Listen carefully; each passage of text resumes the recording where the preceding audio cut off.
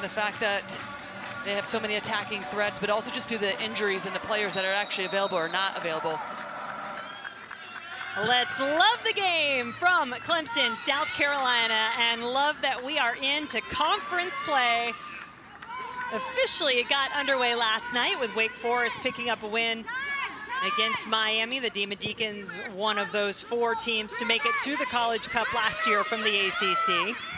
And then everybody else in action. Some great matchups tonight, including this one here. Elise Evans at the heart of the Stanford defense. Stanford in white, Clemson in purple for this match tonight.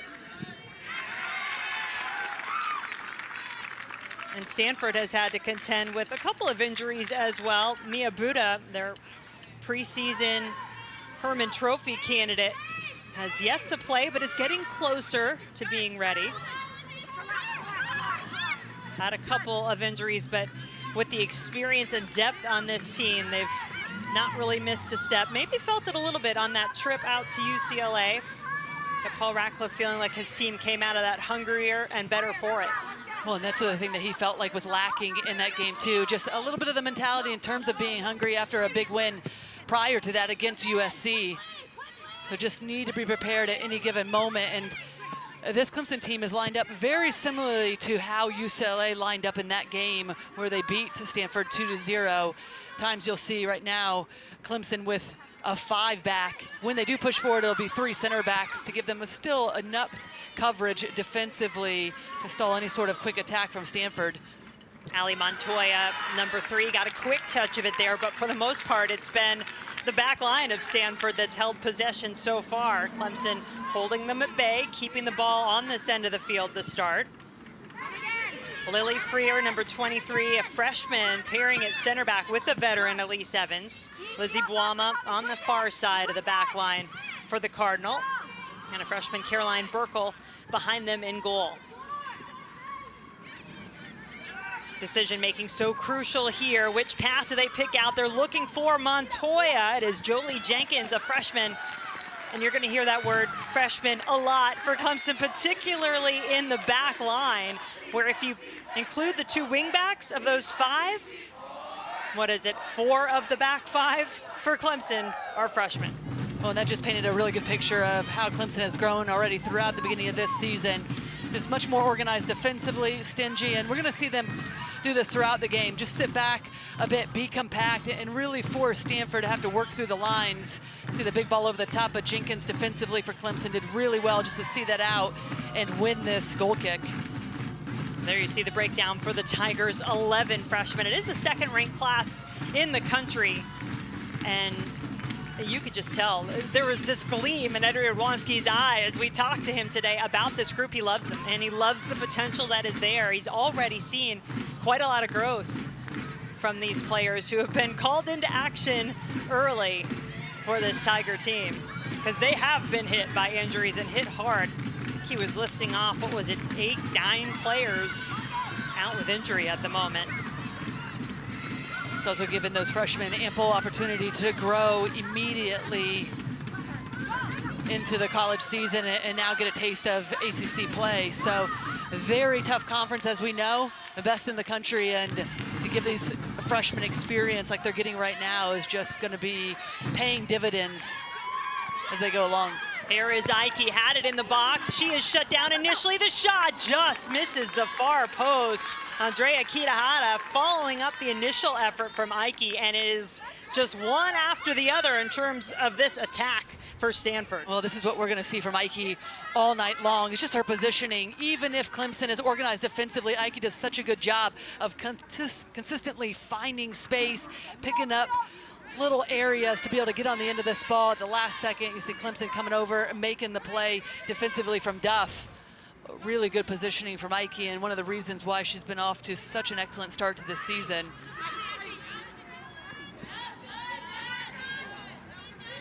All seniors across that top line for Stanford. Even Paul Ratcliffe and all the wonderful players he's had come through his program said that's pretty rare that you have 3 seniors with the experience those 3 have starting up top in your attack.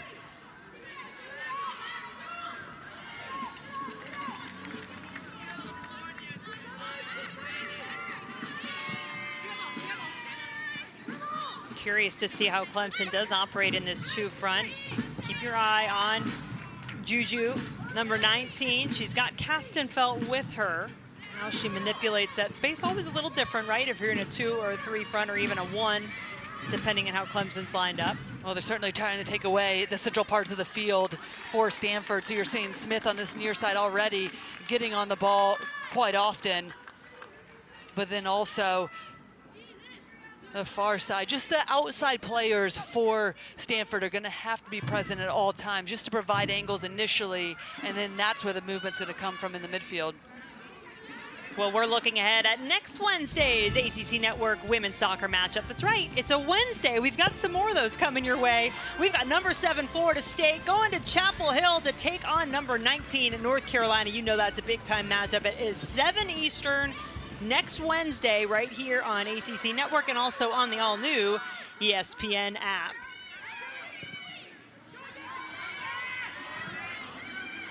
A little more pressure now being applied, and watch out for Juju. She loves to harass those defenders. Saw her do that in Clemson's last match against 15th ranked Georgia. Just took the ball right off the defender's foot and put it in the back of the net. Well, this is what Paul Radcliffe wants from his team, just patience, trying to build out of the back. Don't rush it, don't force balls into unnecessary areas. Really good movement right there. And you can tell they're trying to test that back line.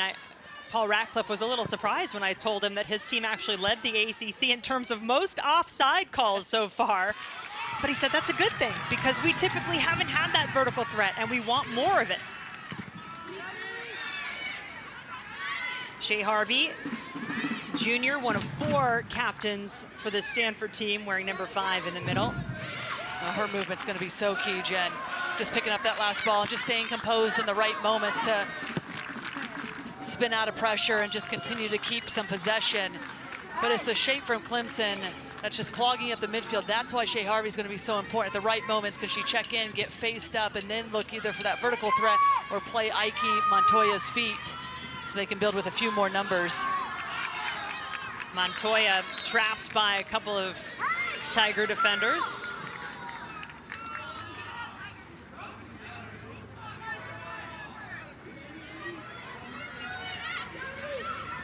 Sammy Smith with the throw, sophomore who's stepped into the starting lineup. Has started all but 2 matches this season due to some injuries Stanford had earlier.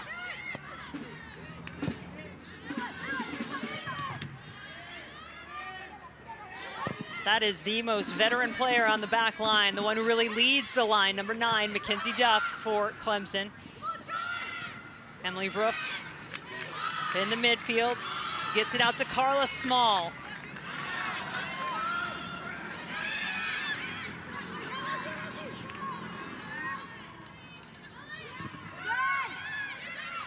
Evans picking a pass right through those 2 front runners for Clemson. Now it is out to Kitahara, leading scorer for this Stanford team last year, with Ike succumbing to her injury and having to miss last part of the season.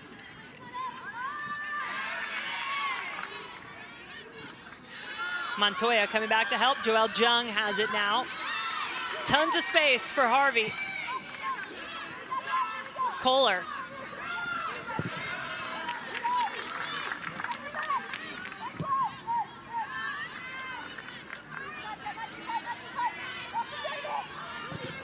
Jung, diagonal ball through, looking to pick out Ike, but Clemson all over it. Castenfeld came back a little deeper. Well, good work for Castenfeld. That's what she's going to be asked to do, is just a hold-up play, especially when it's just her and Juju Harris higher up the field. Castenfeld can drop in, get the ball to her feet, and then Juju Harris can continue to push that back line back for Stanford as much as possible. But already we're seeing how well the Stanford team can move the ball quickly, and if they do, from side to side, that's when they start to open up space and start to force Clemson to have to chase even more. Because the initial starting spot defensively for Clemson has been very good, compact, tight between the lines, not a ton of space. Ike, that attempt blocked and then cleared out of danger.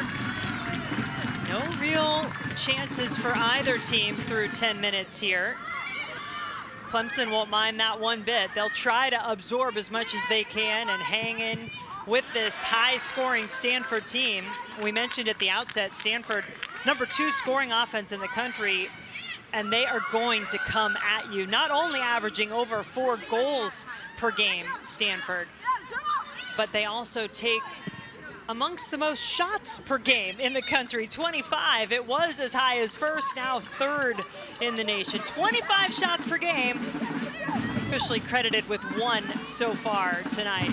Well, they're getting another test of how difficult it is going to be to break teams down and how teams are going to try to line up against them. We mentioned UCLA coming out and essentially 3 center backs or a 5-back defensively. That's exactly what Clemson's doing tonight. And there's not a ton of space. So Kohler, we mentioned her already. Her ability to drop off and get on the outside of Short, the defensive midfielder for Clemson, is going to be so essential. Just the little angles of support as we saw that last ball trying to be flighted in. Yeah, I got the feeling Eddie Radwanski was taking copious notes watching what UCLA did to Stanford. And honestly, that shows you how much trust he has in this team.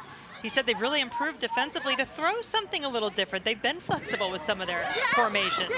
That snuck all the way across, but eventually winds up in the goalkeeper gloves of Addie Holgerson. Well, and some of it's out of necessity, the way that Clemson's had to line up defensively, and it's going to be the wide areas, because there is a really good look of that back line for Clemson, 5 exactly across the back line. But you can also see their space. If everybody's just making sure that they're staying tight as a unit, the movement from Stanford is going to be key, whether it's Ike popping off the back line of Clemson, whether they continue to use the wide areas. That's where the space will be to open up. Here is Kitahara trying to exploit some space out wide, cut it in, ran into trouble.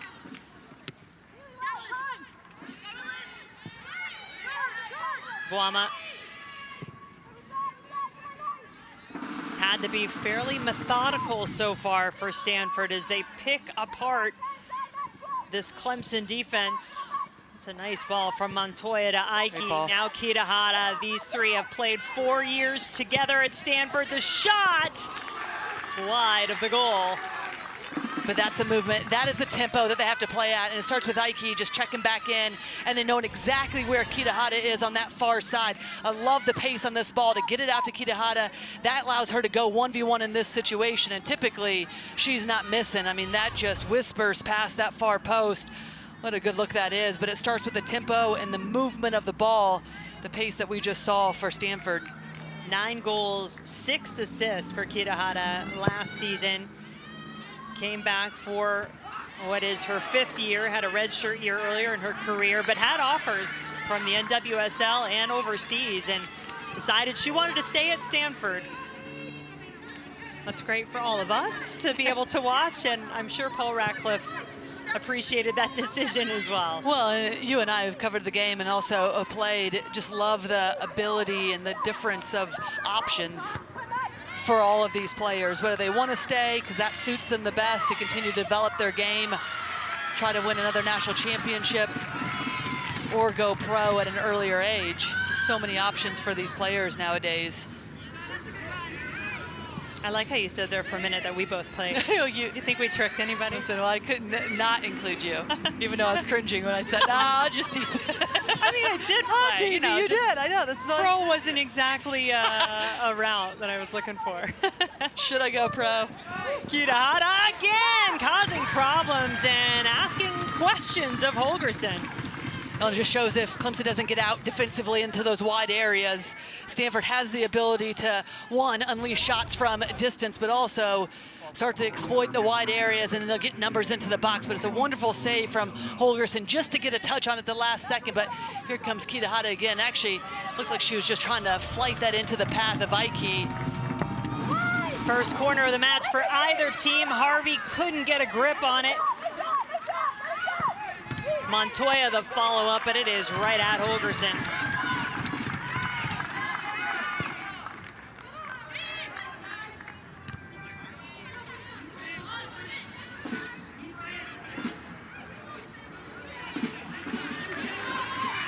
Renee Lyles That's a player Clemson would love to be pulling a few more strings in the midfield. She is such a sophisticated player for this Clemson Tiger team. Number 10, grad student. Turn.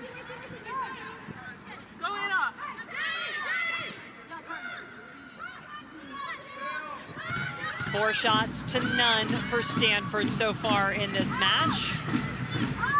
And in that loss at UCLA, Stanford had the hefty advantage shots in that game as well, but UCLA just made the most of what they had, able to get the 2-0 win.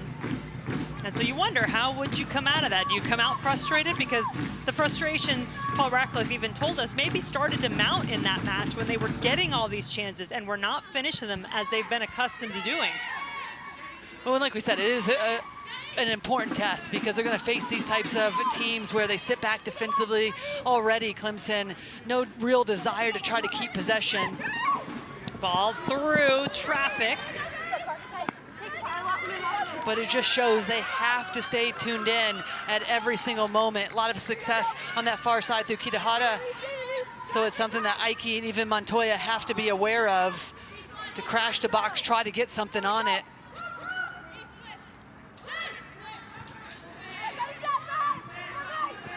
First 6 matches this season, Stanford outscored their opponents 30-3. Jung gets the shot off, and will want better, honestly. Got herself time and space, but didn't make it too difficult for Holgerson in the end. Well, everybody's involved right now, and look at that great first touch, just to set herself up and then use the momentum of the defender coming in to her advantage. But this is exactly what you were referencing with Paul Ratcliffe, getting the opportunities, not taking them, and forcing Clemson to come out of this shape defensively. But they can't get frustrated in this moment. A loss to UCLA, having to travel across country, just continue to stay the course, stay disciplined. Comes down to the decision making. Well, very early on in this game, but had the majority of the play. It's been a bit of bend, don't break defense for Eddie Radwanski's Tigers so far.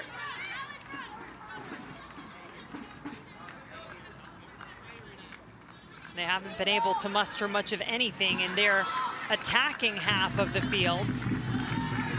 But for the most part, the shots that Stanford has gotten off, 5 of them now, haven't been all that dangerous.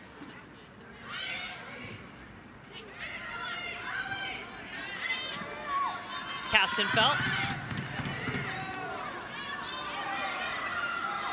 Sophomore did well to hang on to the ball initially, try to allow some other options to develop, but then put it out of play. But Kastenfeld has done a good job of making herself available in the attack, because they're working so hard defensively and really a defensive posture with the 5-back formation. So once they do win it and cross the halfway line, Kastenfeld's going to be that key player, just helping hold it up, inviting other players to join into the attack and try to keep some possession themselves to alleviate some of the pressure they've been under. Kitahara. Kohler took a little shove from behind.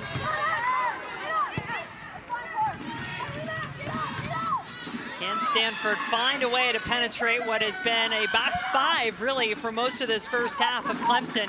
Montoya cuts it to her left, looking for the cross, knotted down. Not a bad idea, but not on target for Kitahara. Oh, one of the best looks that they've had so far, and it starts with the little run in behind from Montoya, just to drive that back line of Clemson back and then give herself some time to be able to bait her defender and get that cross off. And Kitahara doesn't make great contact with it. And to the point that you have been making, even though they've had a majority, it just hasn't been a ton of threatening opportunities on goal, but still need to stay focused, find those moments, and play at a tempo that's going to force Clemson to have to chase. That is Emily Broof, who is down, senior for the Tigers from Liverpool, England. And the last thing Eddie Radwanski wants to see are any more injuries. His squad has certainly been hit with their fair share so far this season. Well, while we have a moment, we will tell you about a special ACC Network Friday Night Lights football matchup for you. Yeah, it's Friday Night Lights. It's college football, the Empire State rivalry game between Colgate and Syracuse. Coverage begins at 7 Eastern and is also available on the all-new ESPN app. So it is a hot afternoon. You may have seen when we came on the air, it was saying 80 degrees and the sun still shining here in Clemson, South Carolina. So both teams taking a moment to get a little hydration.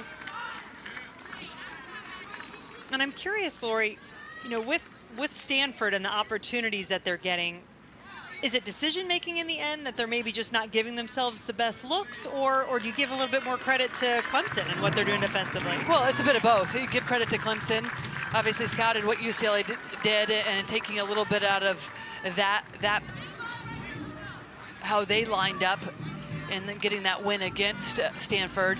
But also, it does come down to even more patience, finding that moment. We saw Ike spray that ball out to Kitahara for a really good opportunity, and that's what it's going to take, is to move the ball quickly, decisive when you do have the ball at your feet for that decision-making, and then play at a tempo, though, that's going to make Clemson uncomfortable. So the quicker they can move it, side to side, really will allow for those spaces to start to open up more centrally against Clemson in favor of Stanford.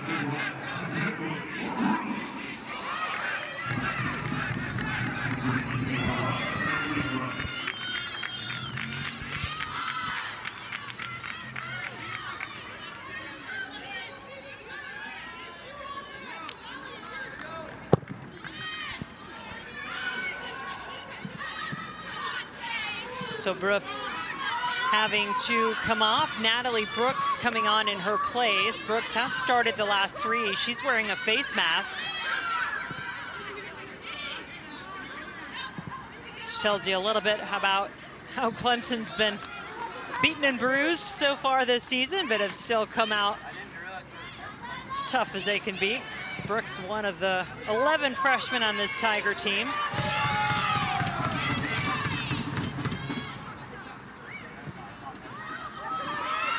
Evans, so composed on the ball, even with Lyles coming right at her. Wama now. Clemson has been giving Wama room to really get fairly deep as she carries the ball forward. Well, they have to give up something, and a lot of their focus is centrally. You can see Shea Harvey isn't able to get on the ball as much as she would like. So it's these wide areas, just played out there quickly, create these little combinations. That's really well done from Smith and Montoya. Clemson coming away with it in the end. Juju. And that's going to be the challenge then throughout this game, because they've had to defend so deep. Once they do win it, there's no real outlet for them to be able to alleviate some of that pressure and gain rhythm in the attack themselves, Clemson. So gonna have to pick their moments, try to step up the pressure at times to pick off the center backs of Stanford. Montoya. Such quick feet for the senior. Jung there in support. Ike working hard to try to get some separation, and that goes in! Jasmine Ike, a little sneak of a ball up, over, and in the side of the net.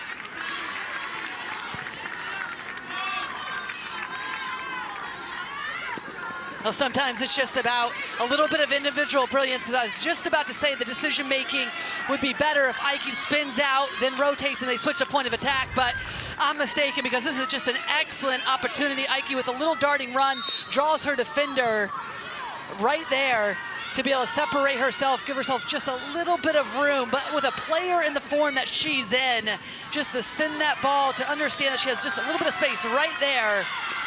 And it's a really unfortunate for Clemson and the work they've done defensively to give up that type of goal, but a good little piece of skill for Mikey to be able to find that top corner in the far post and give Stanford now the 1-0 lead. Now Stanford playing a little more confidence, getting one in the back of the net, and you know, we don't have expected goals that were tracking here. You get that metric a lot in a lot of professional games or international. I would love to see the expected goal on that shot Ike just took. Yeah. It has to be really low. Level of difficulty is high. Well, and sometimes that's just what you need. Again, just a player that has a lot of confidence early on in this season. Is well done from Holgerson to come off her line, just snag that ball and alleviate some of the pressure to see if Clemson now can come out of their shape, because they done well the first 20 or so minutes of this game, but they're going to have to start to push up a little bit, get more numbers into the attack to try to get one back in this game. It really does come down to sometimes just taking some chances, half chances, especially when there's not a ton of space. Ike did really well. An important goal at that time is force the issue now on Clemson. 7th goal of the season for Ike. And a lot of attention will and should be paid to that front attacking three of Stanford. Talked about their experience playing together, back-to-back college cups. Juju hoping for a bounce to fall her way, won't get it this time. But 66 goals, 60 assists in the career of those front three for Stanford. Those are some pretty hefty numbers. And just the experience, Paul Radcliffe telling us that they're all three good friends. So there's wonderful chemistry as well. And then the understanding of what it takes to get to the College Cup, win a national championship. That's going to be so important for this team. One, just from a leadership standpoint, but also just from what we're seeing right now, having to deal with some of these stingy defenses, teams sitting back, getting a lot of numbers back behind. To use their experience, what a ball that is. Yeah, Kita Hada getting it behind, running onto it. She had a good look, but unable to get it on frame. Well, she felt the presence defensively as she was trying to settle and let that ball come down just a little bit. Look at the run, and the ball just lands right into her path. And you can see she's just trying to let it slow down as much as possible, and then feels the pressure of the defenders closing in on her. Just rushes the attempt at the last second, slices through it, can't keep it on frame. Well, you can tell Juju Harris has some good strength and power to her game, just the way she held off the defenders. They are coming after her. The word is out. They know about this talented freshman for the Tigers. Player who has some youth national team experience with Brazil, her mom Brazilian, and hence that's why we think we can go with the one name of just Juju. But she is someone who Eddie Radwanski told us also isn't 100%.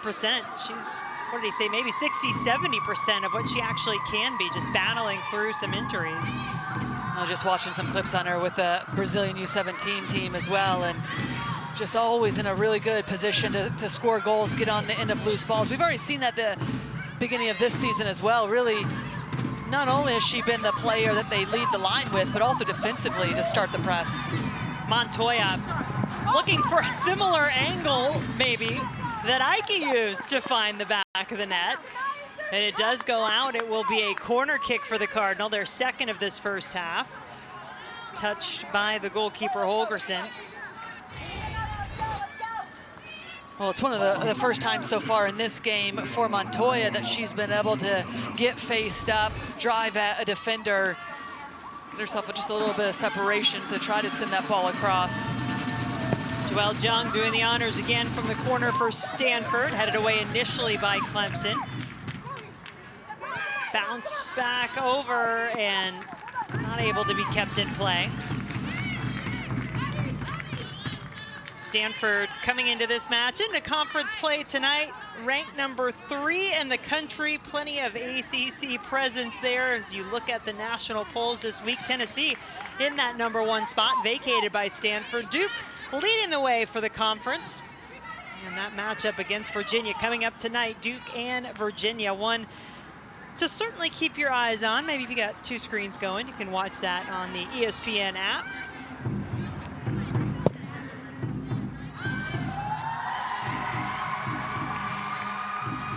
Seven teams from the ACC in total ranked in the top 25. Wake Forest and North Carolina coming in at 18 and 19 respectively. North Carolina, after those first 2 losses in their 3 matches, dropped from the preseason number 1.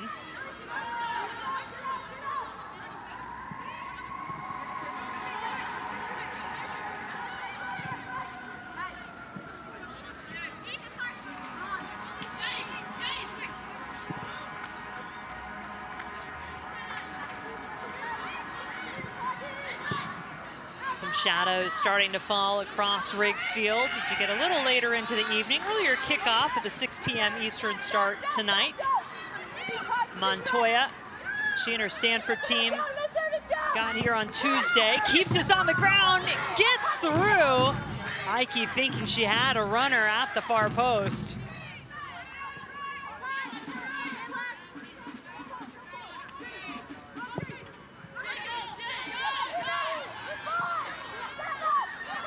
Jung takes it over just outside the area. Good run from Kohler. And Holgerson does well there just to calm things down a little bit and secure the ball in her gloves. Well, how dangerous Stanford can be when they win the ball higher up the field. It's just a poor giveaway from Clemson trying to play out of the back and then just step up. I felt like Young in these moments can go herself instead, trying to find Kohler in a little bit of a better position, but well done defensively after giving up that ball deep in their own half. Kohler, a sophomore, Woodside, California. Started almost every match her freshman year. 5 goals, 4 assists in the 2024 season for Stanford. And already has 4 goals, 2 assists in this young 2025 season.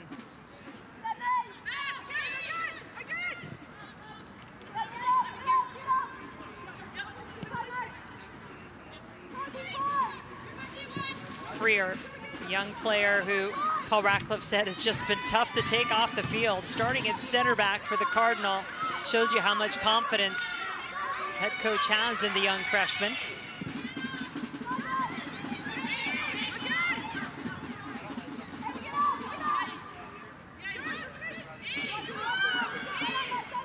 Evans, part of the US U20 team that won bronze the World Cup last year. Stanford, no stranger to rising stars, both on international teams and for the US teams.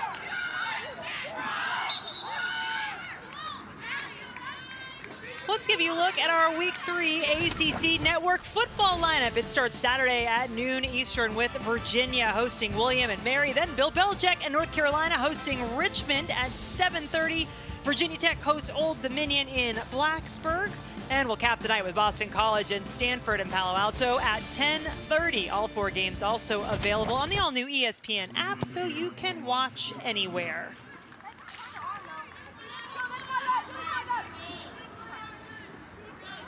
A couple of subs for Stanford coming on. Eleanor Klinger, number 11, taking the place of Kohler in the midfield. And then Elon Wen, a freshman, number 18, taking the place of Jung. So a couple of midfield changes for the Cardinal. Clemson, a rare foray into their attacking third. Can they make something of it? There's an opportunity here on this near side. That is Brooks, who had some space, right idea, right, to pull the switch, but just not quite on target. Well, especially with all the defenders for Stanford converging onto one side.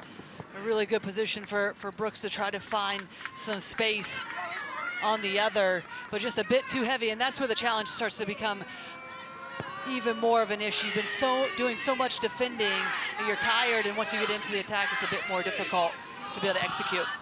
You can see Clemson has had some success in the first half so far, the non-conference portion of this season, outscoring and outshooting their opponents. These numbers are swaying in favor of Stanford here tonight. 10 shots to none for the Cardinal in this one. Go along with their 1 goal.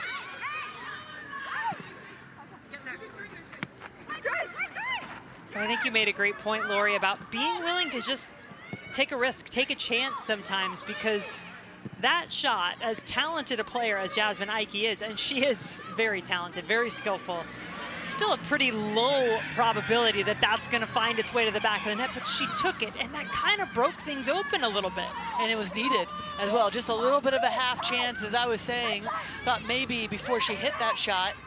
Here's another Ike again. Kitahara stretched out but couldn't connect. Well, it's just that bounce for Kitahara, that offsetter, but every time that Ike gets on the ball, whether it's a goal that she scored or in this moment right here, knows exactly where the pressure is always an outlet, and that's what's needed. When you have a team that's sitting back, getting so many numbers back behind the ball, to have a player like Ike who's constantly on the move, trying to find little spaces to be able to pick balls up, and that one just trying to find Kitahara on that far post, but there was the bounce that threw Kitahara off. But at times, that is what you need, just a player that's going to have a half chance. So you do have to give credit to Clemson, has set up defensively, made it really challenging for there to be much space for Stanford to operate in, and operate successfully. Neely Carr, one of the freshmen who started every match for Clemson this season. 5'10" freshman out of Buford, Georgia. Played a little more of a holding mid position for the Tigers when she arrived in the spring, but Eddie Radwanski saying he likes having her a bit deeper so she can see the field in front of her. No secret there what Clemson's trying to do, but the line held for Stanford. Well played by Freer to not allow it through for Juju to run onto.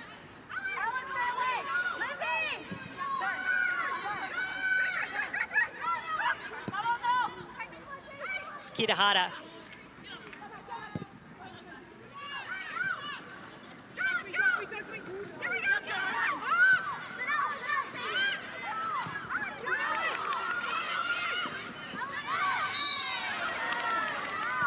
That's better from Clemson. Just trying to establish a little bit more possession, move it side to side. Also know, and we've said this already, they're going to have to pick their moments on when to step up, not only in keeping possession, but also just step up the pressure a bit, because they've been pinned back so deep defensively. It takes them so much work to be able to ignite any sort of attack that's going to be dangerous going the other way.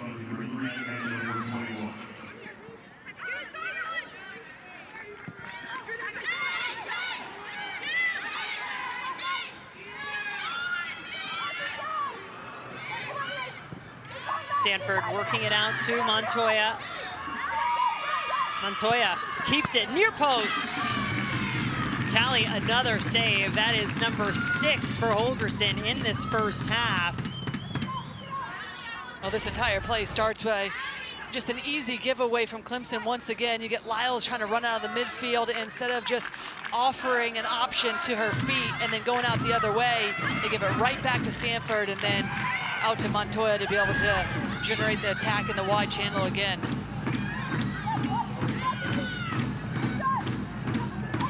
When to Montoya. Sammy Smith. Sister Logan, also a member of the Cardinal team. Left-footed ball cleared away by Clemson.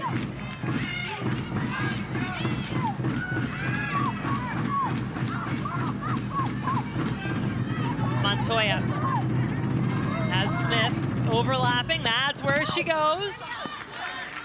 Third corner of the first half coming for Stanford. And it's decisive, and it starts with Evans out of the back, playing a more penetrated pass for Wynn to be able to get faced up. Then you have numbers.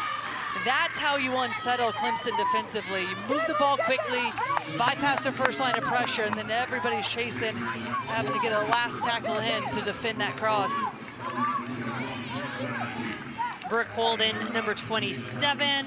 Jaden Thomas, number 9, on for Stanford, replacing Montoya and Ike. They'll get a rest here. The rest of the first half. Header. Not a bad look for Stanford, but it does go out of play. Goal kick coming for Clemson. And being that it is September 11th, Clemson has an event that they do, the 9/11 Memorial Stadium Stair Climb. That's just around the corner, Memorial Stadium. It's the 3rd year of the event. They had a record 600 participants this year, and it is an event just meant to honor those affected by the tragic events of 9/11 and honor those first responders. You can see there's a big fire truck lined up here behind one of the goals at Riggs Field. And what a wonderful initiative for the Tigers to have going on here on 9/11.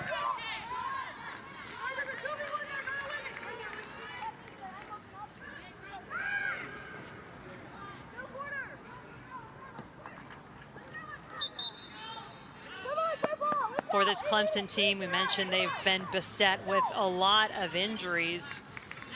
Players like Danny Davis, who if you've watched this team over the last few years, you know what a big impact she can be. They're hoping to get her back soon. Kendall Bodak, Christian Brathwaite, Bailey Brewster, a transfer from Duke, is starting to get healthy again. Could see her some more. Maria Manusos. I mean, there are a lot of key players. I think you even give a lot more credit to what this young team has done, withstanding this onslaught of shots so far from Stanford in this first half. And you look back and really, and I imagine this is what Eddie Radwanski will say to his team at halftime, they've only conceded a fluky kind of a goal. And they've held up defensively. I mean, that was one of the keys that he felt like that they have really stepped up in the early stages of this season, is just defensively becoming much more organized. It's helped them in the attack. That's been a challenge tonight. Done well defensively in these moments. Good communication there for Holgerson to come off her line and just collect that one easily. But they haven't been able to utilize their compactness, the work they put in defensively, in any sort of capacity in the attack. Just need to see this half out, don't concede any more goals, and go into the second half with a bit more momentum and see if they can start to change and shift things around to increase their ability once they do win possession. Well, both teams have swapped out some of their attacking players. Juju came off for Clemson, Aaron Shorten came on. Here's another change for Stanford as Millie Bray comes in and Wama comes out. They've also swapped out all three of those attacking players here to finish up this first half. Grab a little bit of rest. Just the start of a big ACC opening weekend. Stanford will stay on the road, travel up to Pittsburgh for their next match, and Clemson gets Cal coming in. So it gets both West Coast teams paying a visit to Riggs Field here in their opening ACC weekend.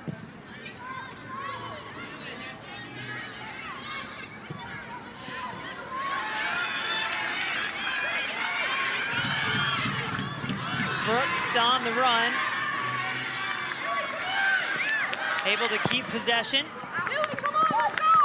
Well, that's exactly, Jen, what I was talking about, is Brooks does such a good job of putting herself in a position to win that ball instead of just putting her foot on it, spinning out, creating a little bit more possession. Just can't get her hips around it, nowhere near the goal. But this is one of the better ideas, and Brooks put on the field for this reason, her ability to be able to make those runs out of midfield, get on the end of that ball played in behind. It's the wrong choice in the end. 5 minutes to go in the first half. The third-ranked Stanford Cardinal leading 1-0, courtesy of goal number 7 on the season for their scoring leader, Jasmine Ike. That coming in the 21st minute. Shots 11-0 in favor of Stanford, 7-0 on goal.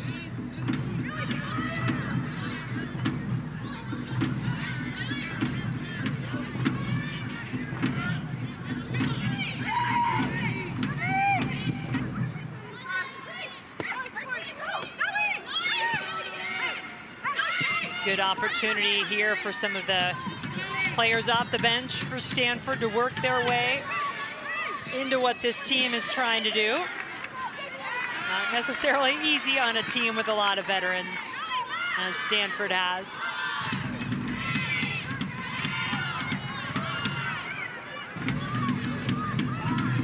And what would you say, Lori, is the biggest building block for Clemson to take out of this first half and work on building upon in the second half? Right here, that's much better from Lyles, just offering a little angle to keep possession.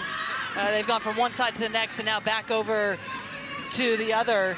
And this is much better. It's the first time that we've seen them really keep possession, but then just a little bit of a wayward ball. But still, I like that because now you get 4 players for Clemson higher up the field in better positions.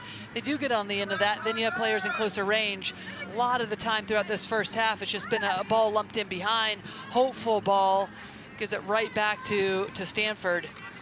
So that's what they're going to have to focus on going into the second half, is just picking their moments, keeping possession, waiting till they get more players higher up the field, but then making the right decision, because you are mentally taxed when you're having to defend so much. Taylor Live, another freshman, number 20, and Sheridan, the two at the top of that Clemson attack at the moment. Freer, Evans, Harvey making up the spine from the center backs to the holding mid there for Stanford, still on the field. This is where a lot of the changes happened. Noe Johnson, number 25, lost it. Gruff back out there for Clemson. There was a concussion-related substitution. She would be allowed back on the field, so good to see her back out there after she was down earlier this half. Be sure to stick around. We've got plenty of good halftime content for you here from Clemson. We'll take a look at some of the big stories out of the non-conference, how that might impact what you're going to see now that we are into ACC play. Plus, we'll have highlights and stats from our first half, and you'll hear from both head coaches.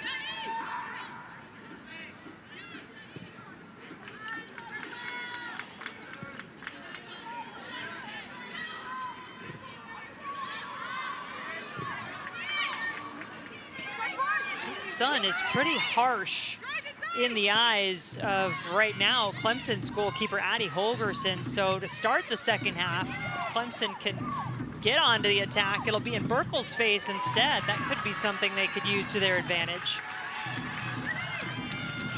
But they have to get it there first, and that's been a struggle with this team thus far. They're so deep in their own half. It's been all possession for Stanford. And this is where they're so good as well.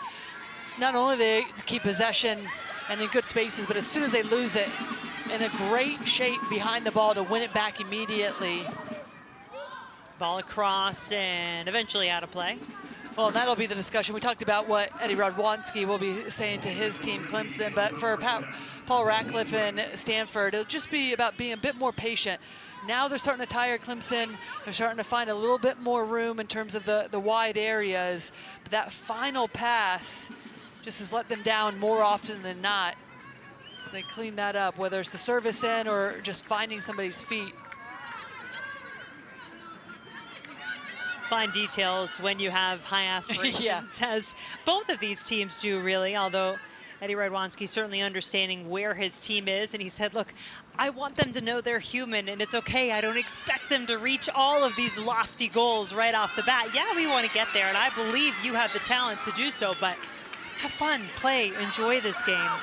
One of the message he's been telling this young Clemson team is they're going to get an opportunity here, maybe just before the first half. That's something they could use a little more of if they get an opportunity for some set pieces, Clemson, but really, this first 45 has belonged to the Stanford Cardinal. And credit to them, because they're bouncing back from a loss against UCLA, have to travel across country against a team that they knew would be stingy defensively and organized. Going to use them now that Nona Reason has gotten healthy again. Reason, a transfer from North Carolina, now in her second year with the Tigers, and we're underway for the second half. Stanford in white, leading 1-0. Jasmine Ike's goal in the 21st minute, the difference so far.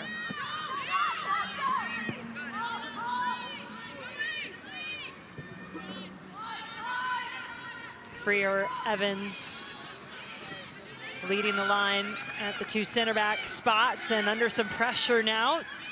Juju Harris trying to work her way into this game. Hasn't been able to see much of the ball, but when Stanford had 77% of the possession, you can understand why that's the case. That was the number for the first half. Boama crossing all the way to the center of the field. Joelle Jung now. Jung and Ali Montoya both credited with assists on that Ike goal.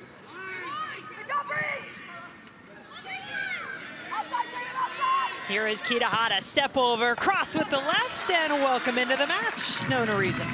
But I like this, the exact way that Stanford started, decisive. They're moving it quickly side to side. And then Kitahara, this is where we've seen her be at her best in this game so far, just able to take on and That's something that Paul Ratcliffe just mentioned to us. The service into the box, but then also just making sure that they have more numbers, crashing, getting around the goalkeeper. Easy snag for no reason. Addie Holgerson credited with 5 saves in the first half for the Tigers.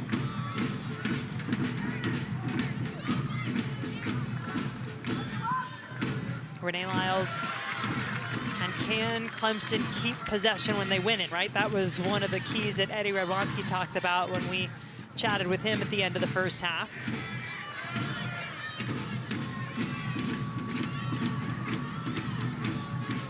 Tatum Short, number 11, a junior from Las Vegas, Nevada, with the throw. Roof left that ball short. Carla Small had a tough time getting to it.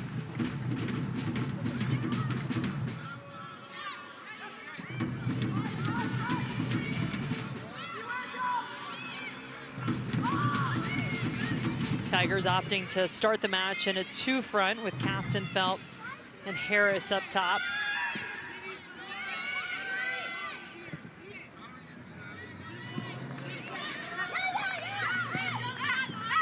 Sammy Smith taking up that right back position, keeping this moving forward for Montoya. Nice touch, Ike. Well, that ball just gets away from them a bit, but they're able to still establish some possession. But it's that ball in behind, because they keep possession deep in their own half, it draws Clemson out and then opens up that space for Montoya in behind. Now you see the amount of ground they've been able to gain, really force Clemson back now. Smith. Montoya eluding one defender, putting it out off of the Tigers. Sammy Smith with the throw. Athletic family. Her mom a rower at Stanford. Her dad played soccer at Duke, was a defensive player of the year for the Blue Devils back in his day. Of course, her sister Logan also on this Stanford Cardinal team. Here is Smith. She and Montoya really developing a nice connection on that far side. And this is the issue, right, for Clemson? Yeah. Yeah, and that's where when you think about Juju Harris or Castenfeld getting themselves into the game, even Lyles that we've seen push up, just being a presence to get the ball to their feet to be able to alleviate that pressure and not allow for Jung defensively for Stanford to step in, pick off the pass, and put the tackle in. This is Jay Harvey. Yeah, it's going to require some more work from those 3 players up top, Jen, for Clemson, but this is this type of game when Stanford has the majority of possession. That's the work that has to go into it. Stanford just patient, and then the path perfectly picked out there for Harvey. Kitahara wide open on this near wing. Centering ball, deflects. And Clemson has to clear, will be a throw. Andrea Kitahara, one of those players who Paul Ratcliffe just said is an ambassador of what you want a Stanford student athlete to be, a great leader for this Cardinal team. Boama will take the corner kick for her team, earns corner kick number 4 for the Cardinal in this match. Clemson yet to earn one on the other end.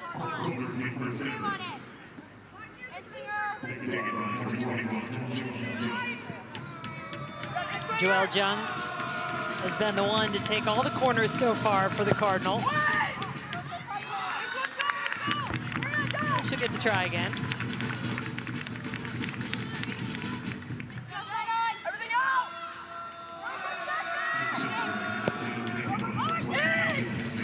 Can hear Reason calling for it, doesn't get it though.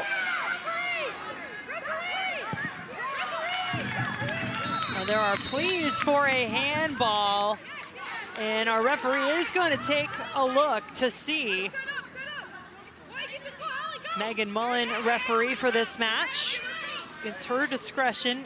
You have to remember, video review operates a little differently in the college game versus professional game or internationally. There is no VAR, video assistant referee, so it is up to the referee on the field to determine whether they want to come over and take a look at a play. This is one of the scenarios, a potential penalty kick situation that they are able to look at. Oh, yeah. I mean, it is unfortunately a very clear handball. I'm not really sure exactly what was happening in that moment. Yeah, no doubt about it when you saw that replay. In fact, that was almost one of those plays. The last thing you want to see a field player do is act like a goalkeeper, and that actually could earn you a red card. I think the angle of that might save Jolie Jenkins a little bit, but it will be a penalty here for the Cardinal. Kitahara ready to step up to take it.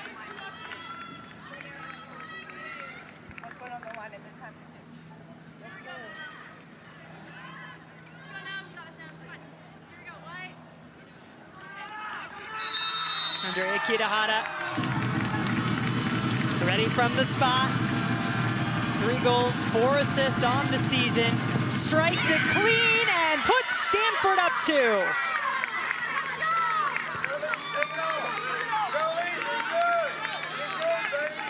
Oh, what a penalty kick this is. Just steps up. Reason goes one way. Kitahara the other, just top corner. But it's just a strange play defensively for Clemson. Jenkins just gets caught at the last second and not exactly sure. You could see the reaction on her face, just didn't know what she was doing in that moment. And then Kitahara stepping up like the true leader that she is, increases the lead to 2-0 for Stanford, and they've had complete domination now. That gives themselves even more of a cushion in this game and a bigger mountain to climb for Clemson. Yeah, it almost looked like Jenkins was ready to put her hands almost at the back of a player in front of her, and then the player wasn't there, but the ball was. Oh, and just a shock value. Ball's still in play here for Stanford, but you know what I love? You could hear the coaches, Eddie Radwanski's voice from the sideline saying, "You're okay, Jolie, you're okay." Yep. Well, and that's the thing that you were talking about towards the end of the first half about Eddie Radwanski's message, just saying, hey, you're all humans. It's okay to make mistakes. We're a young team. We need to learn, and Jenkins will certainly learn from that moment, just knowing, okay, you make those mistakes, you're going to be punished for it, but keep going. Now it's about the response. Second penalty of the season for Kitahara. She is a perfect 2 of 2 from the mark.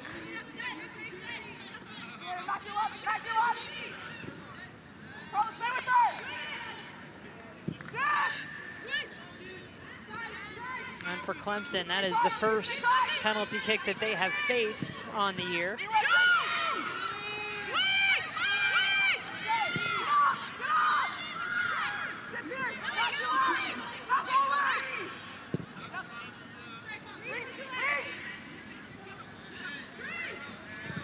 So can this Clemson team stay focused on one goal that was a very high level of difficulty scored against them in the first half by Ike, and then another a penalty kick from really an unfortunate play. Not let those get you down too much. No, you can't. You got to continue to learn from this. I knew this is going to be a really tough game and a good challenge for them, but a bit of a aggressive shot there from Ike, but I like the ball movement. Shea Harvey a little bit higher up than she typically has been in the midfield. It allows her to get on the half turn and face up. Better options to be able to spray the ball around. Well, Stanford got that second goal that Paul Ratcliffe was talking about and wanting to see from his team. So what is the focus now for the Cardinal moving forward for the rest of this half? Well, just maintain. Continue to keep possession. Continue to see if you can wear down Clemson. But also just keep in mind that this is the very first ACC game. You've traveled, you've had a good response, 2 important goals at important times in this game. You can't let up defensively. You just need to do that work. But also just be mindful that you have another game that you have to travel to, Pittsburgh, over the weekend. So keep possession, try to see this game out, because Clemson's going to have to come out of their shape as we're seeing right now. Juju Harris leading the line, being a bit more aggressive with their approach defensively.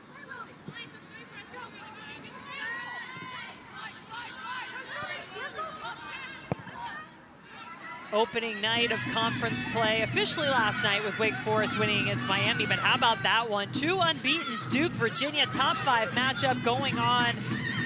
And it is Virginia up to the early lead. Leah Godfrey starting off the scoring, and then Carter adding another.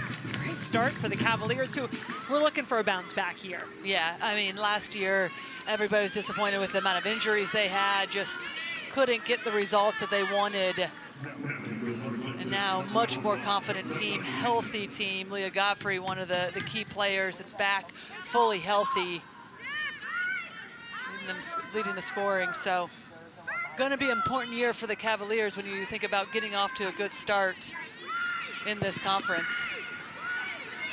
Yeah, you know, I used to always talk about the Big Four, and I always had Virginia in there in the ACC. Well, that really doesn't work anymore, especially now with Stanford in there, and you've got other teams like Wake Forest going to the College Cup last year. Also, when you think about just the options for these players, here come Clemson. Yeah, let's give the Tigers a chance to see what they can do here. Fortunately, they're not able to get a shot off. Well, as much as we talk about Stanford's attack, equally as good defensively. Not going to give anything away easily for Clemson. Kitahara has two defenders. Undaunted gets the cross through. It'll come back toward her. Just trying to sneak that one into the far post, Genta. Montoya.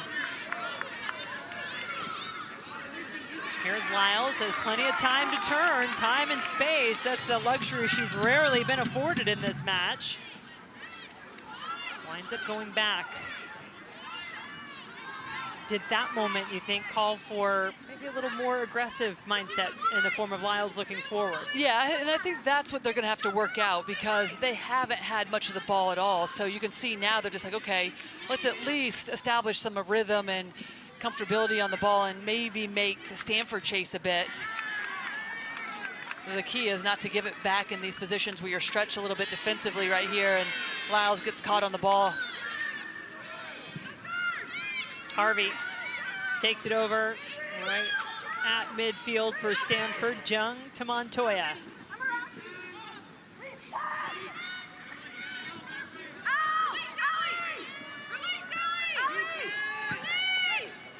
Montoya gets the overlap from Smith, but too much on the ball.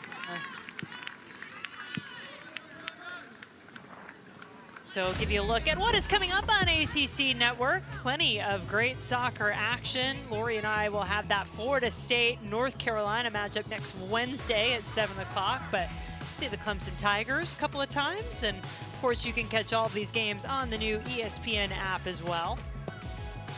Hard to say which one might be the most impactful at this point. What we do know is there are going to be a lot of great games now that conference play is upon us. Harvey. Ike. Where will these Stanford Cardinal fall in that mix? Montoya. So many weapons, especially in that front three for Stanford. Kitahara tries to run this down. Yeah, just closed down her angle at the last second. Made the field too narrow. Ike trying to spring it wide as some more substitutions. Natalie Brooks back in the match. The freshman number 12 replacing Castenfeld for Clemson.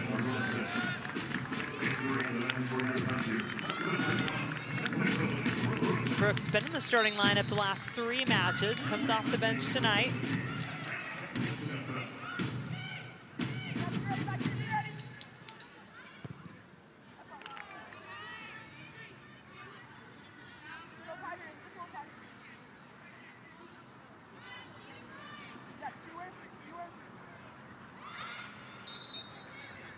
Guama, sophomore from San Diego, will be asked to bring it back just a little bit and take this throw.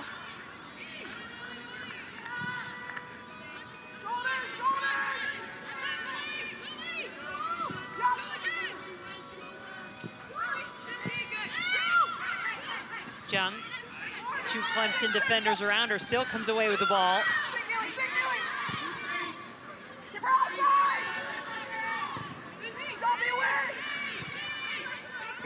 Harvey.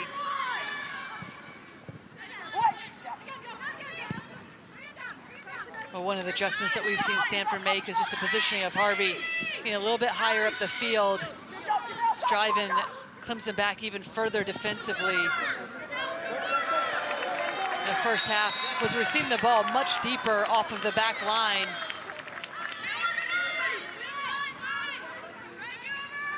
one of the few fouls we've seen in this game, and a good job there by the Clemson defense. Oh, and Jenkins, we talked about the response and just putting it behind her on the handball.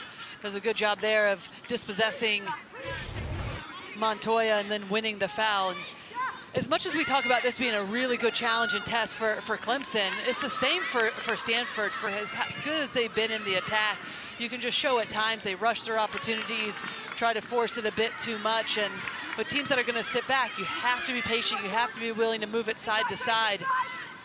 Even like we heard Eddie Wadwanski say, connect one or two more passes. That could be the same for Stanford as well. One or two more passes just to draw out Clemson even more and open up an even better opportunity. And the closer you get, the more precise those passes have to be, working through tight spaces. Well, Saturday morning, the ACC Huddle crew will be in Atlanta at Bobby Dodd Stadium to get you ready for another full day of football with a 2-hour pregame show. They'll have game previews along with expert analysis and featured stories right here on ACCN and the all-new ESPN app. Clemson Tigers making their way to Atlanta to take on Georgia Tech. A trio of subs coming on for Stanford. Remember, you are allowed a re-entry in the second half, so we might be a little busier with subs here for both teams. Elon Wen, one of the trio, making her way back into the game along with Brooke Holden and Eleanor Klinger. Those are 3 changes for the Cardinal.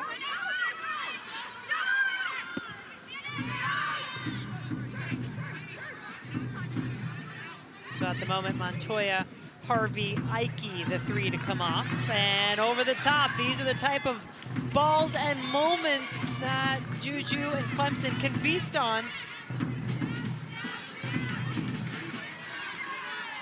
Well, not a bad idea from Clemson, because it's the first time that it was initiated from Juju up top, that run. Now she wins it in a better area. She gets the ball crossed this time. It's off the head and does stay in play. Brooks working hard for the Tigers. But that one big ball over the top, trying to find some space in behind Stanford's back line, drives Stanford back defensively and then allows for Clemson to make up some ground.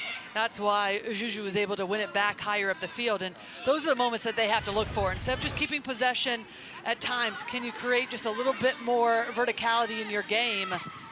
Leads to these types of positions, and ultimately Stanford's having to do much more work than they would like on the defensive side of the game. Didn't have to do much of that at all in the first half, and so credit to Clemson for hanging in there. Remember, it's only a penalty that's been conceded in this second half. Long run on the far side for Holden. Freshman composed on the ball, but puts it out of play. Does get a touch, and it'll be a corner. A really good footwork, but it starts with that Zhang ball just bent in behind with the outside of her foot to find Holden, and then really good footwork right here. 2 defenders around her, finds a little bit of space to earn the corner kick. A little change of pace. Gidahara after it for Stanford. Second opportunity off the corner, perhaps still there. An acrobatic move in the air, keeps it in play for the Cardinal. And eventually it's up and over by Evans.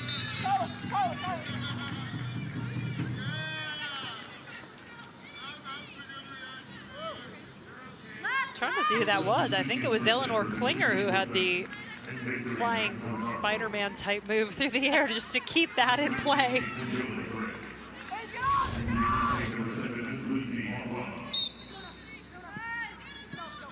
There it is. Yeah, I don't know why I good. thought of Really. Spider-Man, but it was superhero-ish. Millie Bray back into the match, number 16 for Stanford, replacing Blama.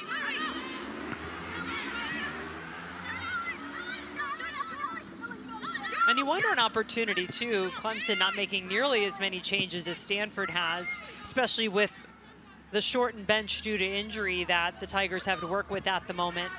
are having to rely on their starters a little bit more, but you do wonder, now you've got starters against players coming off the bench for Stanford. Is this potentially a time you might see Clemson take a few more chances, go at that back line that has a couple new faces out there? I mean, at some point in time, you're going to have to start to take more risks. As have shifted back into a bit more of a traditional 4-back system, it looks like, at times. I think this will continue to evolve. So they'll push players in those wide areas forward more often, but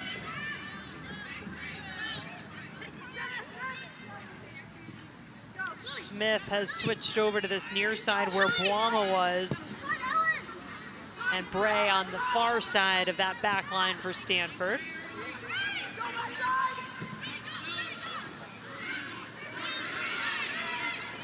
Kitahara under some duress.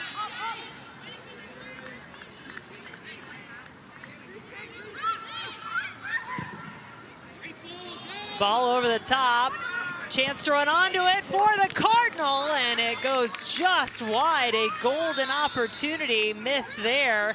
Brooke Holden very nearly put it away. She already has 3 goals on the season, had a brace in her debut, and a good look here. Well, immediately when this ball's played from Evans, you could hear Paul Ratcliffe, the head coach of Stanford, saying, great ball in, because this is one of the areas that he wants to continue to improve upon. It's just a bit more directness in their game. They're good at keeping possession going to side, but as soon as you see a high line and there's no pressure on the service, get runners in behind, force Clemson to have to chase. Holden makes a really good run, just can't get enough on it and around Reason as she's coming off her line. And a different opportunity than we've really seen, especially when Clemson sends more numbers forward. That back line will have to inch up, and there'll be space in behind. Klinger goes back to Wen. Klinger. A little extra spin to keep possession. Evans.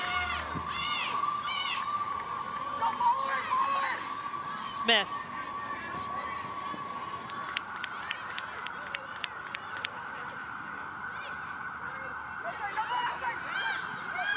Holden.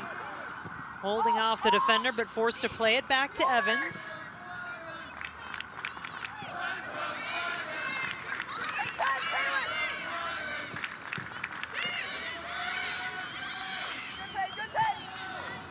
A lot of numbers for the Tigers, but can they stay organized? Stanford trying to find a way to pick them apart.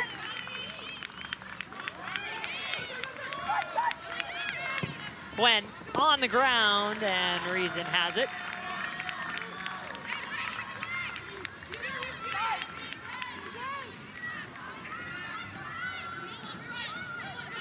Have to be careful here. Neely Carr, confident on the ball, but had Stanford coming right at her. Kitahara is still out there. Ike and Montoya have both gone off at the moment from that very potent front line of the Stanford Cardinal. That ball was left a little bit short by Bray. Clemson couldn't take advantage. Kitahara. Looks to be directing traffic as she goes. She wants it back, she'll get it. Kitahara, nobody there.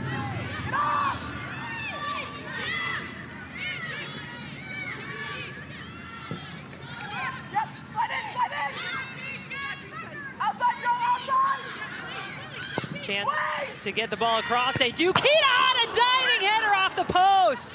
That had highlight reel written all over it. Wow. Another chance still, and now it's out of play. Clemson can collectively catch their breath. And what a wonderful opportunity this was, and you'll hear it ricochet right there off the post. So unfortunate because Kitahara meets it so well. It's a great ball from the wide area, and then Kitahara just times her run perfectly, lays out a diving header. She is exactly a joy to watch. Yeah, and exactly what Paul Ratcliffe was talking about once again, is just getting numbers in, timing of the runs into the box.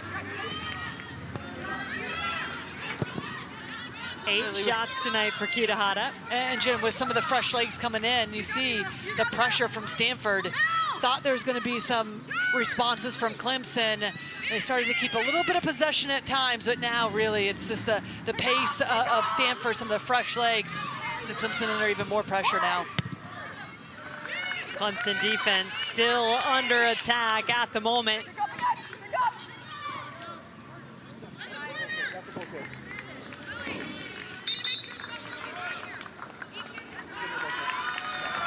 Well, the all-new ACC PM coming your way Monday through Thursday from 6 to 7 Eastern, and Fridays you get a special 2-hour football-focused edition from 5 to 7 Eastern. It's hosted by Kelsey Riggs Cup. That is right here on ACC Network and the all-new ESPN app. Justin Wilson holding things down on ACC PM earlier today. Getting you ready for really what is truly opening night in ACC women's soccer. You got a little taste early with the Wednesday match yesterday. Wake Forest getting their first conference victory, taking down Miami 3-1.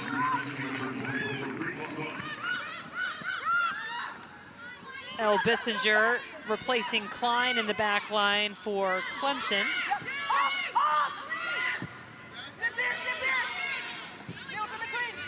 And for Stanford, Jaden Thomas has come into the match for Kohler.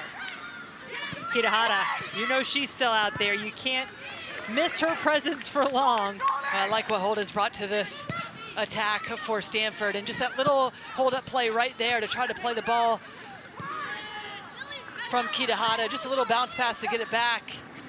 Didn't see that a ton, and with the movement of Ike, that's where Holden and her are different. Ike will move a bit more. Holden just try to find those little spaces to be able to have a ball played into her, bounce it back off to Kitahara and draw out defenders. And she's made her presence felt considerably since coming in. What I love about getting to see Stanford this early in the conference season is it's going to remind everyone not to forget about this team hanging out there on the West Coast because this is a really talented Stanford group. Experienced back-to-back college cups, a high-scoring attack. But experience back-to-back as a, back-to-back college cups as a young team. Yeah. Now you get all of those players that have a real understanding of the rhythms of a full season, what it takes, the mentality. Even if you don't make the ACC tournament like last year, still find yourself in the College Cup. And that mentality to understand, okay, we might not have played our best in conference play, but we did enough to get into the tournament, and then when it mattered most, we got the results. Now you take all of that knowledge and the big losses in the last 2 years in the College Cup and use that to your advantage. And another thing that could play to Stanford's advantage, take a look at this ACC schedule and notice what you don't see. No North Carolina, no Duke, no Notre Dame. Now they do travel on the road to Florida State. That obviously could be tough, and they've got Virginia in there. That one though at home, still I think you would count that as a pretty favorable conference schedule. Clemson on the attack, looking for the cross. They knot it down. Best chance of the match by far for the Tigers, and they have earned themselves the first corner. Well, it's a great ball to the far post to give the runners of Clemson the chance to get on the end of it. But this is what we're talking about. We say so much about the attack for Stanford, but defensively, even when they're beat, you see the amount of numbers they have back, 4 or 5 players making sure they're affecting that play, getting numbers around the target off the end of that service. First corner for the Tigers, still hanging around.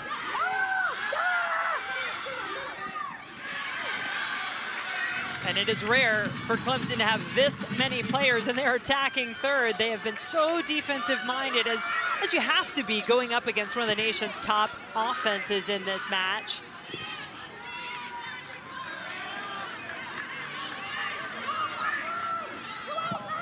So with the benefit of those numbers, can they take advantage? Clemson still in possession here. Brooks wanted to find Lyles, but put a little too much on it.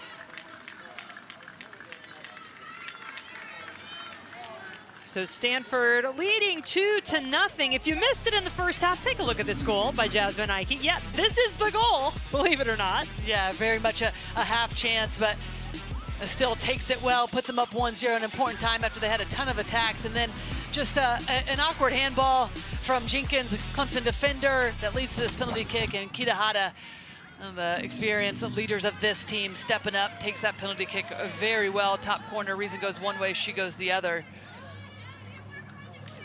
Second penalty kick goal of the season for both Stanford and Kitahara. She's converted both. And Kitahara would also have a really well-timed header. It's unfortunate to ricochet that one off the post as well. So a number of good opportunities and a good pace for Stanford in this second half. They're just really showing the hunger and the mentality that Paul Radcliffe was looking for coming into this game after the UCLA loss. And now getting an opportunity, A, to rest some of his starters, and B, to see what some of these other players off the bench could do. You mentioned you were impressed with the play of Brooke Holden, a freshman, Alpine, California, who's come on. Noe Johnson, another freshman, who's also just entered the match a few moments ago for Kitahara. Why do I feel like Kitahara was probably saying, no, coach, I want to stay out there. After that diving header, No she's doubt. hungry for more. No Probably doubt. over there just talking to whoever she could talk to, asking, am I going to go back in the last 10 minutes maybe? Stanford on the attack here. Ball bounces out for a deep throw-in for the Cardinal. As Clemson gets a little bit more tired defensively, you're seeing the gaps open up. So whether it's Harvey or Jung in the midfield for Stanford, positioning is a little bit higher and in between the lines. Much more difficult for them to be defended. A nice move on the far side and a chance. Holden had it. She takes that first time. You gotta think it's a better opportunity. Well, I'm also thinking that might be a penalty kick. I'm not sure if it's going to be looked at. No one seems to be really arguing, so they might let it go. But it was a good, tight turn from Holden. I thought she got her leg swiped. Let's certainly play on. Another ball being crossed in. Johnson is there.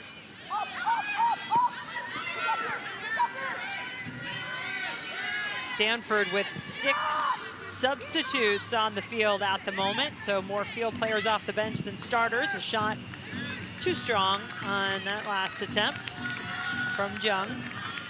One of the few starters on the field still remaining at the moment.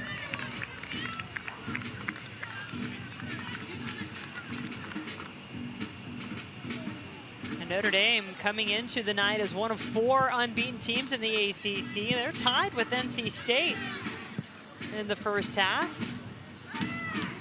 Izzy Engel, no surprise, doing the scoring honors for Notre Dame, one of the top scorers in the country. That's impressive work by NC State too, just hanging with the Irish so far.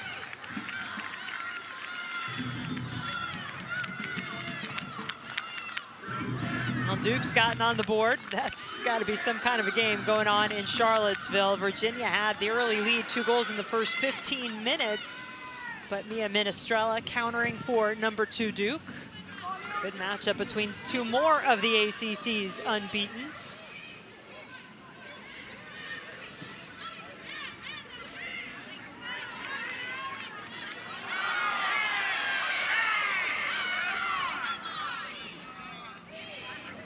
Well, Johnson kept her composure. Found the ball on a path to Evans.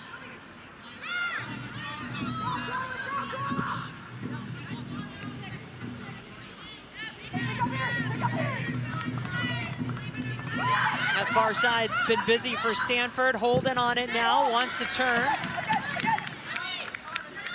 It's Jaden Thomas who's been doing some good work. Sophomore, number 9 for the Cardinal off the bench.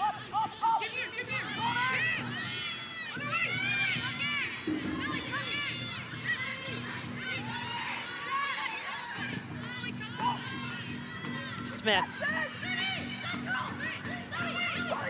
Johnson Turn, got away from the defender, got the shot off, and I think Reason, that might have gone over the line. Looks like she kept it in. You can see the assistant referee from our vantage point in the corner right on it.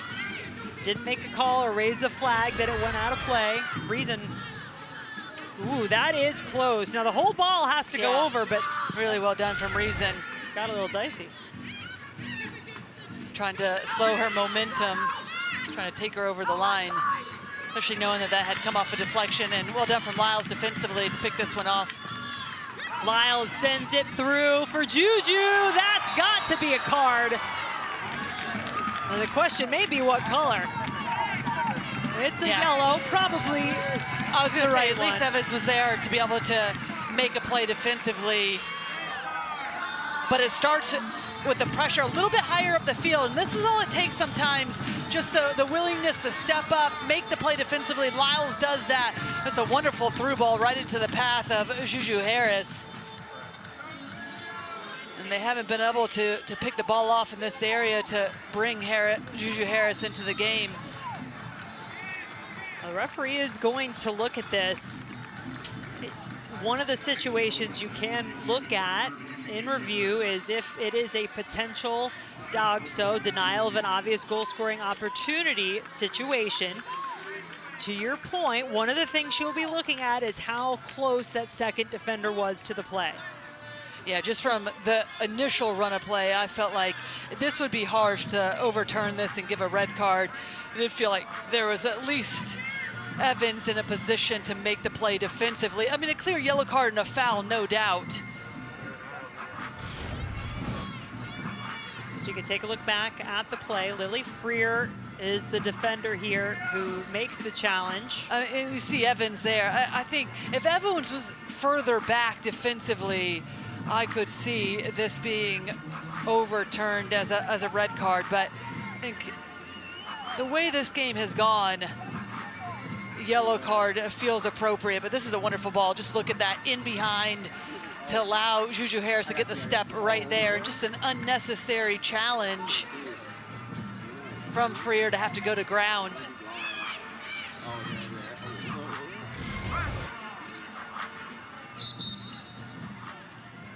So the referee's going to stick with her decision of yellow card. I think that we would agree. There is a look at the situations that can be reviewed in college soccer. So this one potentially in that DOGSO or denial of an obvious goal scoring situation. It stands as just the yellow card and a very important set piece opportunity late here for Clemson. Well, even if you're going to go direct, then you need to at least force a save, keep it on frame, or if you're going to go to the far post, it's a lofted ball into that far post. I don't think those two knew exactly what they wanted to do. Now the ball comes through from Neely Carr. Follow-up shot, not on target. But it took a deflection along the way, so it will be another Clemson corner. Miscommunication. It looks like neither player knew exactly where the overlapping run was coming from to try to play it down the line and then get runners into the box.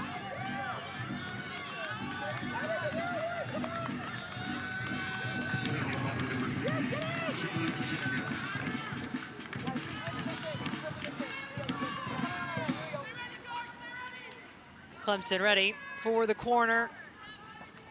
Can the Tigers take advantage? The header off the crossbar, followed up, saved again. Does it go in? Yes, it does! Clemson gets on the board late.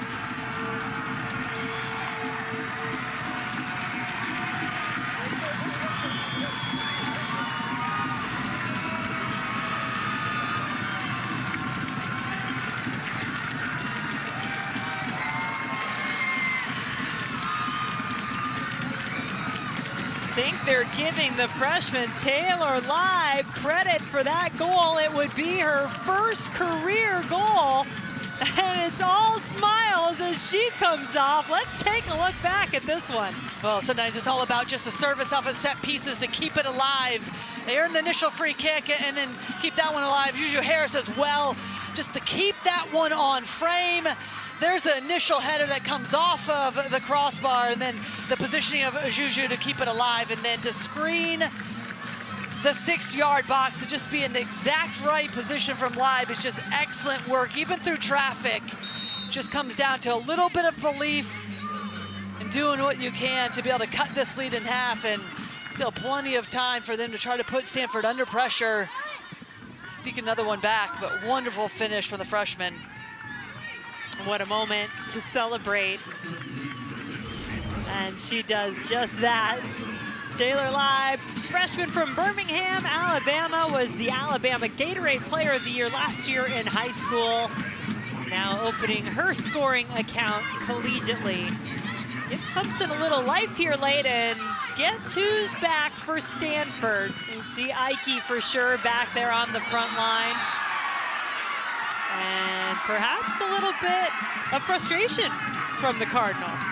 Oh, now the crowd's getting into it, and the excitement for this young Clemson team, use it to their advantage. Stanford had subbed out just about everybody on the field prior to that goal. Yeah, and that's what set pieces, I mean, you even mentioned towards the end of the first half, just putting themselves in a position to earn set pieces in more dangerous areas for Clemson. Well, the first one didn't go as well as they wanted, but they still got the deflection. And then it comes down to the service and just keeping the ball alive. And that's one of the things that Juju Harris does so well. Off the initial ball that came off the crossbar, is getting a foot on it to allow for Leib to put it into the back of the net. Just exceptional work from everybody for the Clemson team.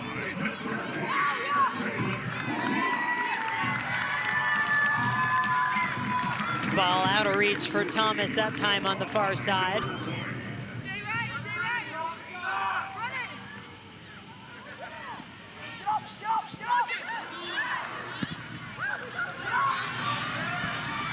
High bouncing ball. These can be tricky. It does make its way into the box, so that gives Burkle an opportunity to use her hands, pick it up out of the air.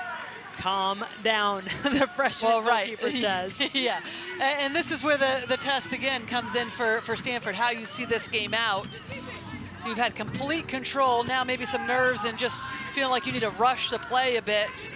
So just picking out the right pass, don't take any risks playing out of the back, just be a little bit more patient. Alleviate some of the pressure and find some of your higher players like Ike come back into this game. Well, remember we showed you this Clemson team had been tested 4 top 25 opponents in their non-conference portion of the season. They had the one loss to Virginia Tech. That was considered a non-conference game, but the other 3, they all tied. What a jolt of confidence it would be for this young team if they could somehow find a way to come back now and tie this one in the waning moments.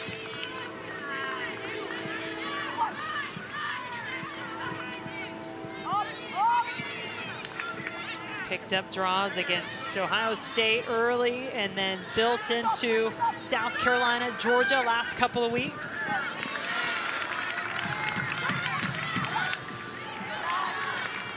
That is Logan Smith, older sister of Sammy Smith, on the far side defending for Stanford, and some more starters making their way back in. Ali Montoya coming back onto the field.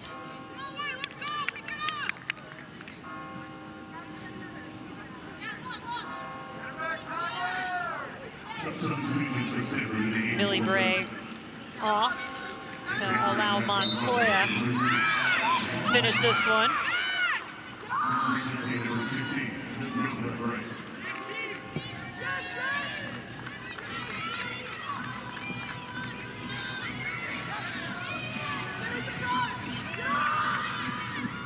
Evans. She hasn't left the field for Stanford, rarely does. Good look, a lot of space as Harvey's back in there. You immediately feel her presence.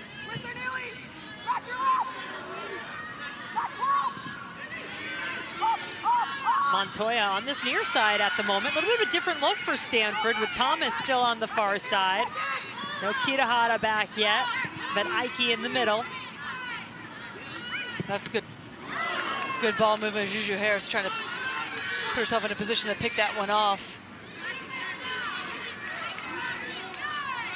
But it's good ball movement to not give Clemson an opportunity to get settled and more compact defensively, to move in it aggressively. Shea Harvey's put herself in some really good positions in this second half, helped really dictate the play. Harvey, Kohler both back in the midfield for Stanford. Starters trying to work it through to that front line. Ike's had to come back deeper last couple of times to collect. Clemson won't mind that. Keep her farther away from the goal.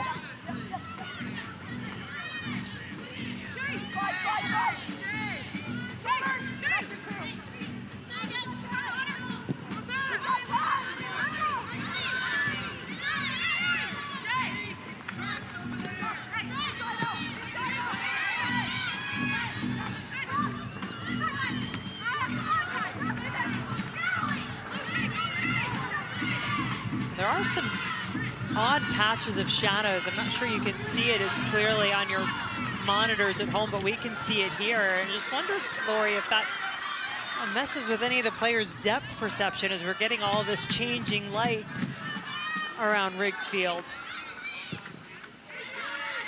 Something obviously both teams would be contending with.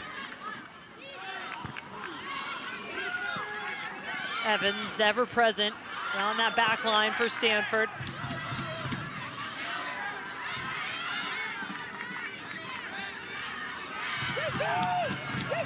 Carr.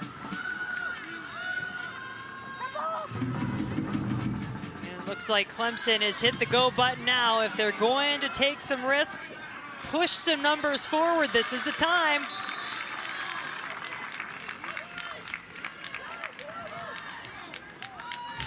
It was 1-0 at the half, and then it didn't take long.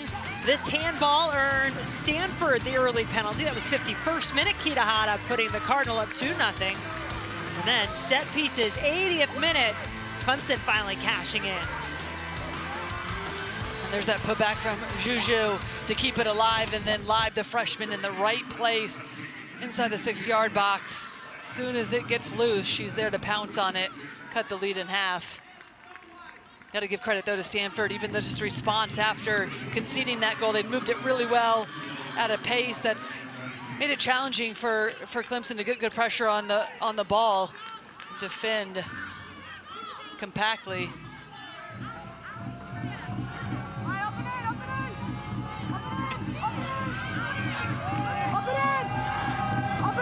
Freshman Caroline Burkle urging her team forward, part of the U.S. U20 team at the 2024 World Cup, took home bronze. Hasn't been called into action too much tonight. Most of the action's been on the other end. Thomas, pick out the far post. Ike, after the fact, maybe saying, hey, I'm here too, in case you want that as an option.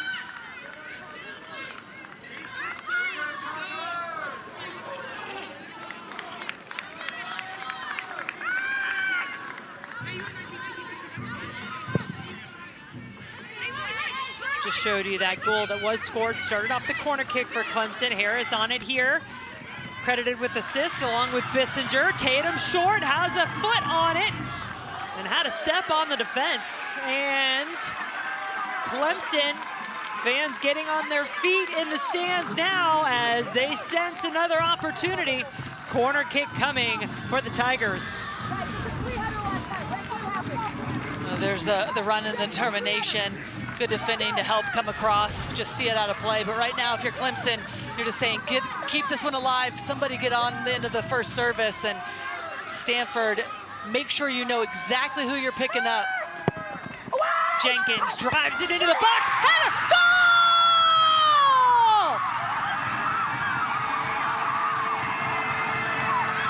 Pandemonium reigns in Clemson, South Carolina tonight with 1 minute on the clock. The Tigers have tied the third-ranked Cardinal.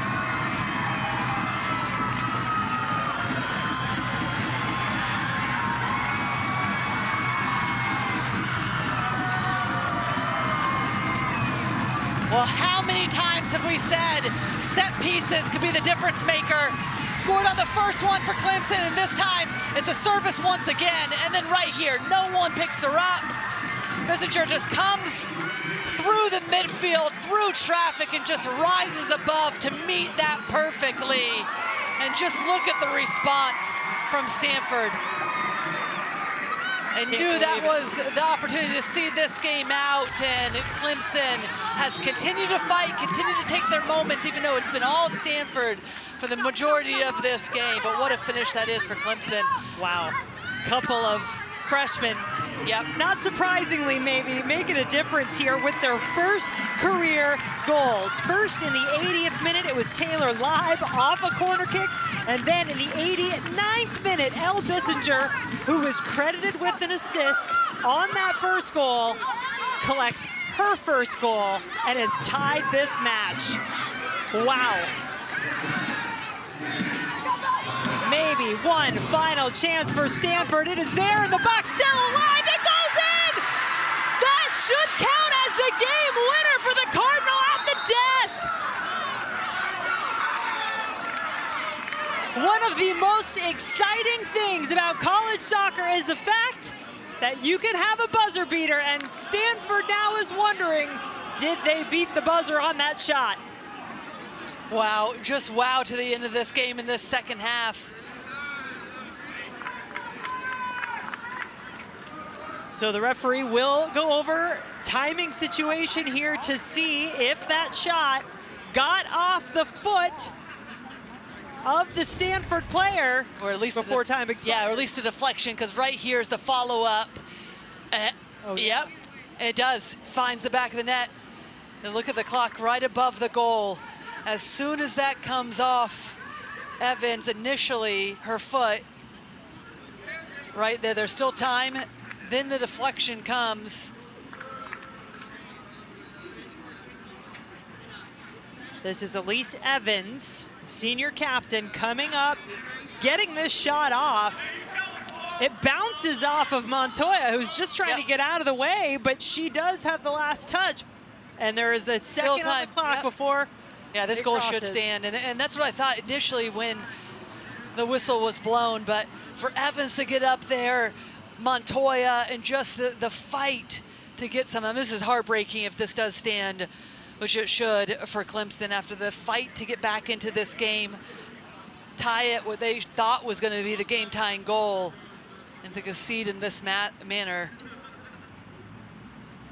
Everyone now awaiting the official word from the referee. Megan Mullen can probably hear her turning and clicking and asking for the video to be played back so she can watch it. It's gone so silent here at Riggs Field.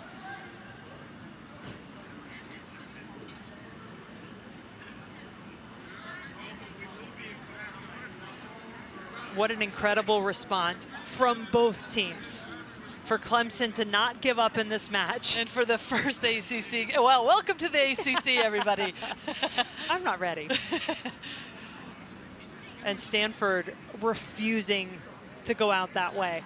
Coming down, they only had time for one shot, and this was it. Wasn't perfect, but it was on target. Evans got herself into position. Montoya.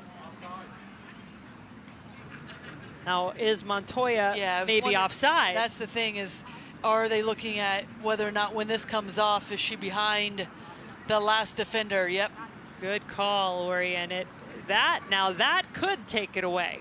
They got it off in time. I think we're all in agreement on that, but the thing is that we don't really have a definitive angle on whether or not, I mean, from here it does look like Montoya, but you know, when you draw the line, you can see it straight across. We've seen the perception is definitely skewed from different angles.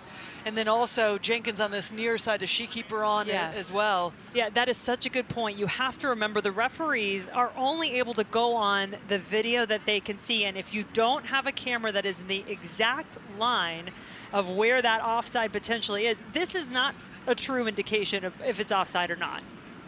And if you're not sure, you can't overturn it. You gotta be sure. And then from this angle, though, you do see that she is offside. So this will be interesting, but we don't see the full screen in terms of Jenkins either and where exactly she is. I think this is going to be tough, and this is what we always talk about. If it takes this long, then is it clear and obvious to overturn what was called a goal initially? But then two, from this angle, it does look like she's clearly offside. But I don't know. I think you can't see Jenkins behind, and she might be keeping her onside. Yeah, it is tough to tell. Jenkins is the player in the bottom right corner of your screen there. And it's when the ball is released, of course, off the foot of Evans. I appreciate the referee taking her time. Obviously, she wants to get this right.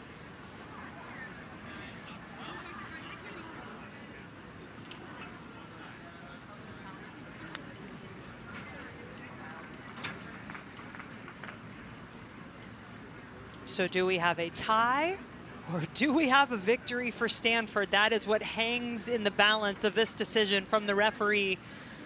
What was called a goal initially at the buzzer, that now potentially in jeopardy if Montoya was offside.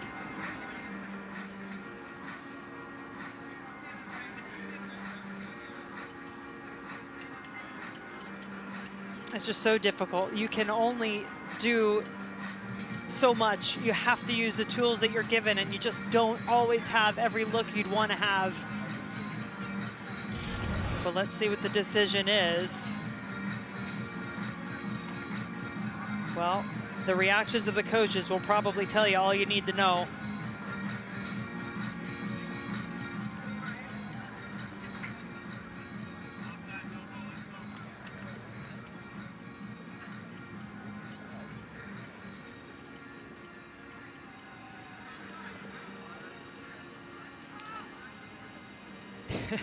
We all wait with bated breath.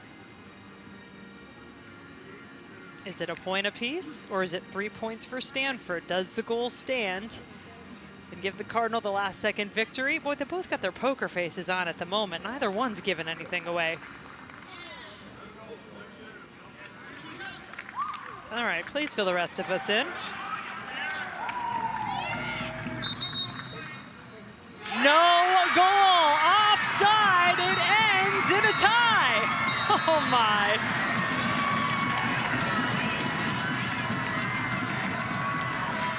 What a point for Clemson. I mean,